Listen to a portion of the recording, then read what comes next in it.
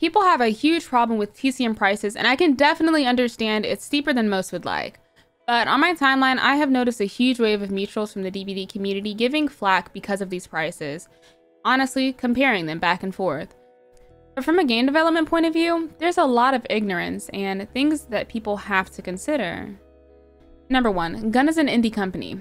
The origins of Gun came about in 2012 after Wes Keltner, a connoisseur of both video games and horror, wanted to work in the games industry.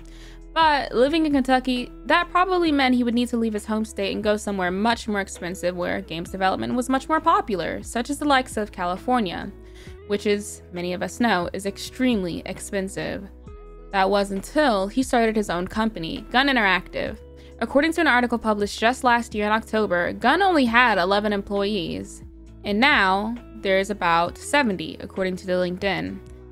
They aren't a bigger company, and they simply can't afford to work for free or for less, like some people are implying.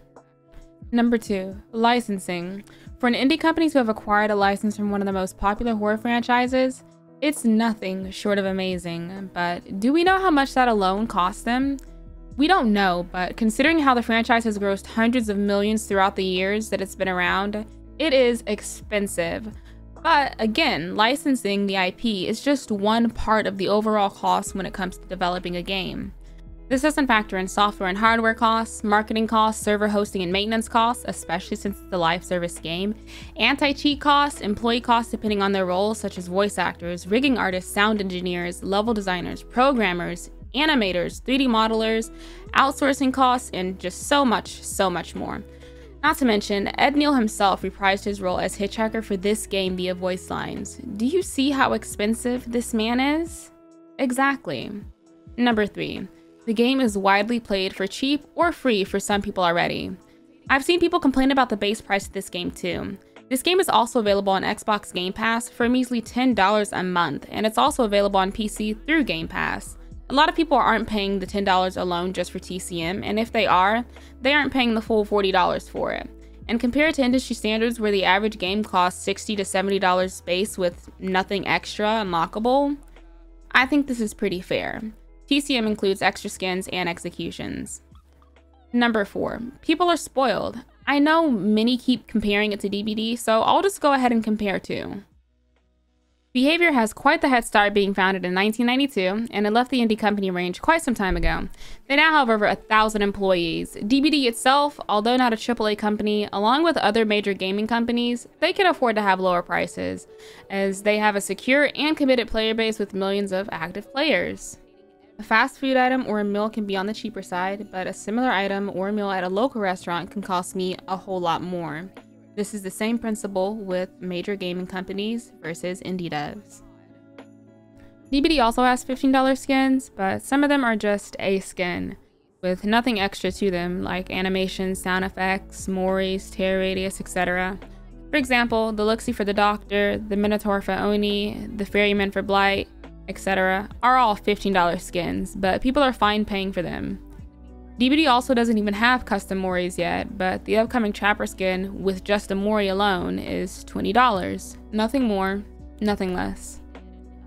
DBD has new characters that get added very often since we have new content every 3 months, but at the cost of needing bug fixes, tweaks, and reworks for a lot of them. Some can take months to years to receive these changes.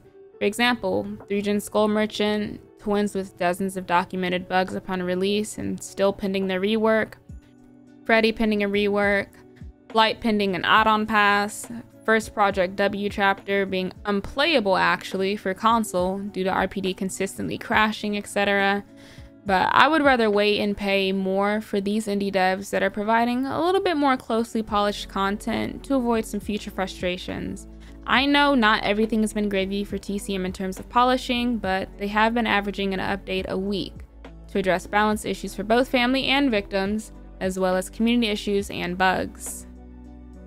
DBD has characters that cost $5 if they're non-licensed, but if the character is a survivor, they're basically a skin with perks. Nothing more, nothing less. And upon release, the character will also come with recolors, so add in the common cosmetics, usually 4 or so, priced at 90 Orixels, then 3 uncommons with more intricate details, priced at 270 Orixels. Add the additional 7 skins together and it equals about 1,600 plus or excels, or $16 at least.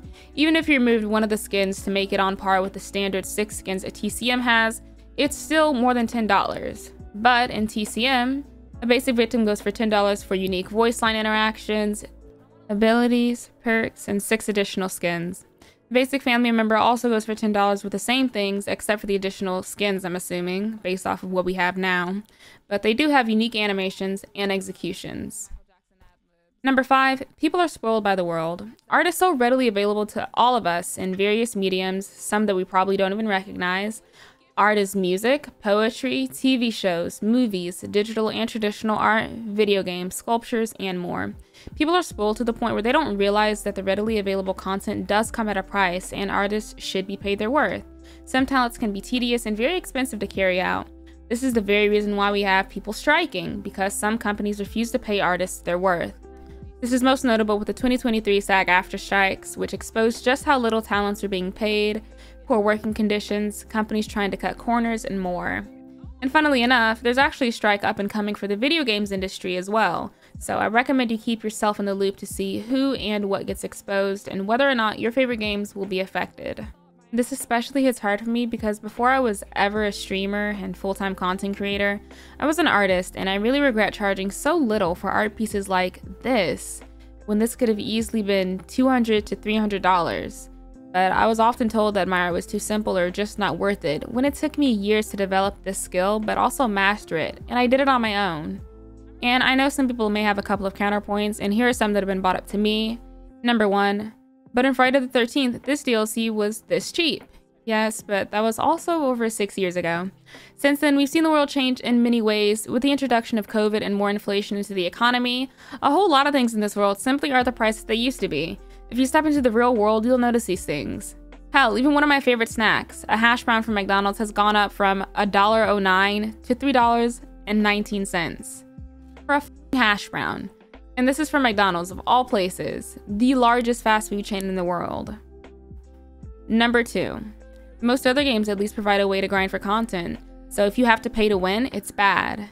Yes, but do you realize how much time you have to spend to unlock all of those free things?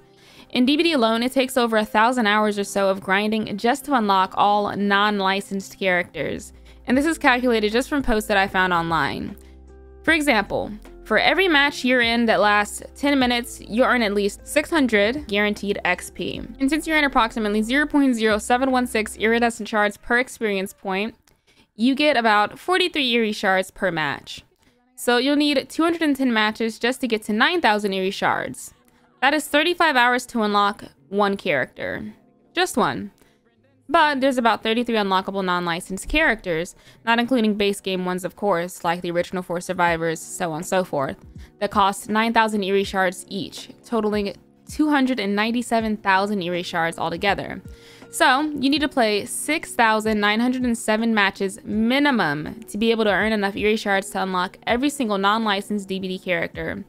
That is 1,151 hours at base. And again, this math does not calculate queue times, lobby dodges, crashes or DCs, matches ending prematurely, so on and so forth. And again, this also does not calculate the grind it takes to prestige and unlock perks on every character either.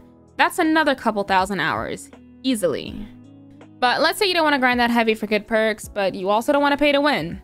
You can wait for the Shrine of Secrets, a weekly opportunity to get randomly selected perks in DBD for the perks you want.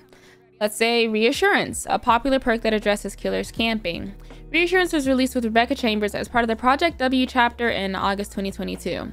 If you wanted Reassurance, it appeared in the Shrine 6 months later, the week of February 22nd, 2023. The point is, the grind for these games is predatory, because most people can't afford the time, so they'll just have to pay for it instead anyways. And if they don't pay for all of it, they'll at least pay for some of it. I play video games full-time for a living, and even I struggle with grinding for this free content at times because unless they're the main game for my content creation, it's hard. I do plenty of things outside of my job like other people, despite it being based around games. I can imagine what this would be like for someone that does work a 9 to 5 away from home with their own set of responsibilities that are more like kids, and then they also have hobbies and then everything else. But for me, a great example would be me wanting to get into Overwatch because a couple of friends wanted to play it with me. But to unlock a single character that I was interested in, it was taking 35 wins, just for one. As somebody that's brand new, this could easily take me dozens of hours. It's designed to make people give up and give into playing, and just because it's a common tactic, doesn't mean it's a very good one. Number 3. Free-to-play games like Valorant or Overwatch make their content expensive because that's the only way that they can make their money. I totally understand that, but again, they are much bigger companies. That and the effort that they put into their models is kind of subpar in comparison to a game like TCM from what I've seen. Because in Val, a good portion of their skins for weapons and knives that cost a good chunk of money don't even have any effects to it.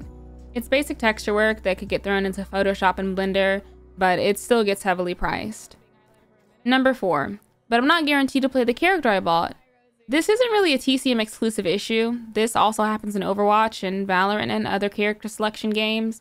And before you say, yeah, but you can just unlock them, just remember the system that I explained earlier.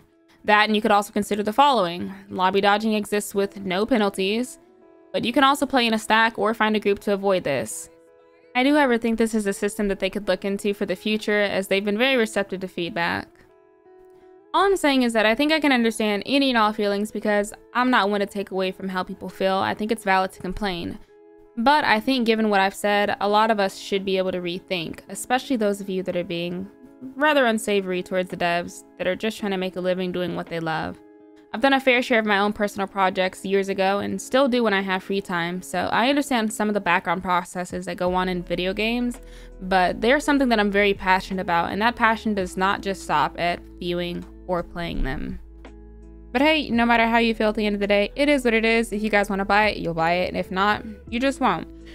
But I provided all the insight that I can, and I hope that you guys can understand it. But either way, I'm open for discussion in the comments. Make sure that you like, comment, subscribe, you know, all that jazz. And I'm probably live at twitch.tv/lilypie101. See you later.